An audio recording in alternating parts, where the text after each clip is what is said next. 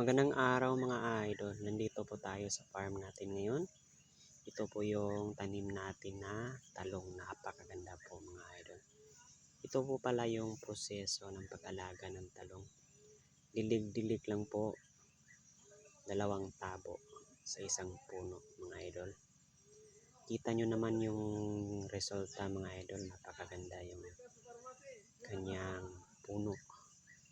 Yan mga idol, oh. Napakarami pang mga bunga dyan. Kung ikaw ay bago pa sa ating channel mga idol, ay huwag niyong kalimutang mag-subscribe sa ating YouTube channel mga idol. Dahil ituturo ko po sa inyo mga idol yung tamang proseso sa pag-aalaga ng mga gulay mga idol. Ito pala yung talong namin mga idol.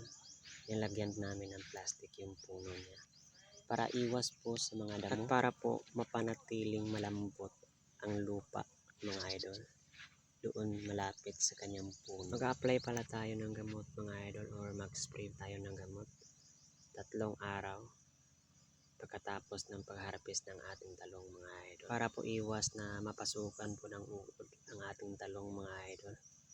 Napakaganda po na maunahan ng spray bago po makapasok yung uod, dahil napakahirap kapag yung uod yung nauna, hindi nauuna yung pag-spray ng ating mga gamot mga idol.